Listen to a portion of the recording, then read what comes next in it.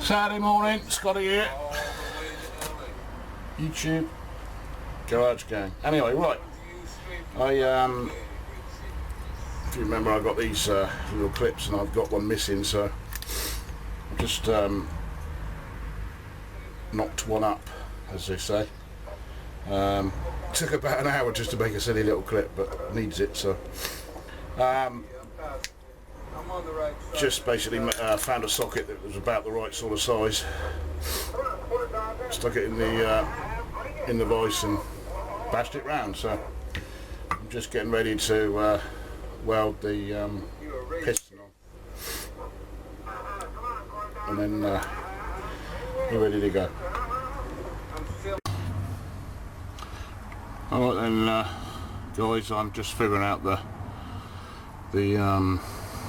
how the handbrake's going to work on the car. I had already opted to try and keep the original handbrake setup, and as you can see, this is the handbrake setup for the. Well, this is the complete brake setup basically for the for an A35. You got. Let's get a pointy thing. You got front brakes are two hydraulic cylinders per side. Brake master cylinder is underneath the floor with one of those bit like my clutch pedal, it comes up through the floor. That works on a single slave cylinder at the back, which then works loads of rods and things. So the actual back brakes are dry but work off that rod. That rod also is the one that comes from the handbrake. As you can see, it's the handbrake's close to the door, and pivots and rods, etc. So I'm keeping with that, which I've got set up here, because it's got a nice simple setup. It's all good condition, it's all good, so there's no reason why I can't use it. The back plates I've taken off, and I've put Morris Salzen back plates, early Morris Salzen back plates on, which use the same shoes, same size shoes, 7-inch shoes. So I'm just figuring out how the linkage is going to go. I've got the wheel cylinder on the back plate sat in place, so the handbrake lever comes up through there.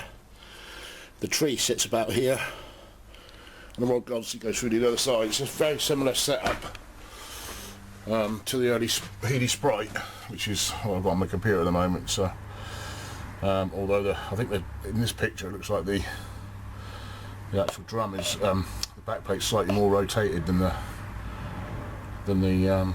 Morris Salzen one, so that means that the handbrake lever comes down through the bottom rather than the top. But in fact, I think on a Morris Salzen, I think the handbrake lever is over this side because it uses cables. Yeah, I think it is actually. I think this is right around the other side and on cables. But I don't want to use the cables because of the position of the lever. Morris Salzen had a lever in the centre of the car, so you had equal length cables. It was, you know, nice and easy. The handbrake on this, as I've already said, is over the other side of the car, right by the rocker panel, the sill. So it needs to be, it needs to be. You end up with, if I can put it sensibly here, it needs to be a short side and a long side like that. It'll all work then. What I've got to do, I think, really, that's slightly exciting, is chop these eyes off the end and thread it with a quarter UNF thread, and make a couple of fulcrum, a point for the clevis pin to go in. So no big deal, I don't think. It's just a matter of getting the length right.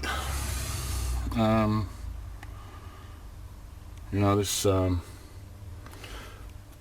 originally feeds into, I don't know if I got a picture of that. There you go. So you can see it feeds right into the original rod, feeds right into the back plate and connects to this actuator. for the shoes on the back. So that's what I've done away with. I've basically done away with that type setup and put full hydraulic on, although it's only a single acting. So we'll play with that, see what comes up. I think it's just a matter of sorting out lengths. If I make a long enough thread on the rod, I can adjust it a little bit if I'm a little bit out.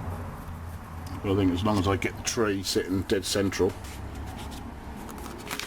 I've still got all this stuff, it's just all I'm doing away with basically is that cylinder there, so it's no big deal really, I don't think. Yeah, so I'll catch up with you when I've got a bit of that done.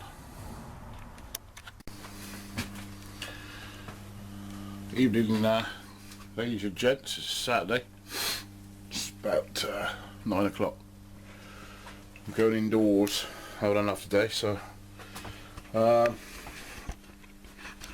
handbrake linkage has been straightened, derusted. Well, actually it was already derusted because it was in the molasses, but painted. That little bit there has been straightened. Everything else is ready to go, painted, ready to go. I forgot on my little clip that I had to have two little flats sticking up, so I've put them on because they are there to centralise the adjusters, which sit on the wheel cylinder like that. We've got the linkage pretty much worked out. What I'm going to do there, I've got shock absorbers on the back. Oh crikey! Hey. You're not going to see a lot, but I've got the shock absorbers on. Some of the linkage on for the handbrake. There's an anti-roll bar that fits off of that. You may or may not be able to see it. Anti-roll bar that fits off of these two lever shock absorbers. That's how the brake's going to go. So that's cool. So tomorrow when the paint's dry, with a bit of luck, it'll be fit everything up and see if we can bleed the brakes. That's the plan. So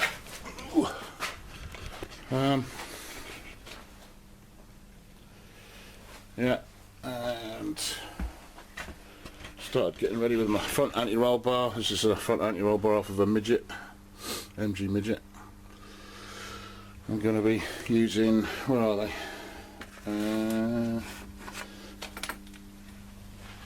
Hydraulic clamp fittings, pipe clamp fittings for there. There's a 1/2 inch bar, a tiny little bar on them. I've already got the new drop links, so we're all right there. Somewhere amongst that lot there's some some little triangle plates. There they are. Some little triangle plates that go onto the front wish pans on the A35 to turn it into the Midget suspension. So we're forging ahead at last. So I seem to have shook off my procrastination. Yeah. Anyway, so yeah, so we're getting on with it. So this will hopefully be a bit shorter than my normal videos, and then it won't take about a year to upload. Slight exaggeration. So tomorrow I should have a good day, hopefully. It'll be just a matter of fitting parts and then making the brake pipe and pumping the pedal up, see if we got a good pedal. So there guys.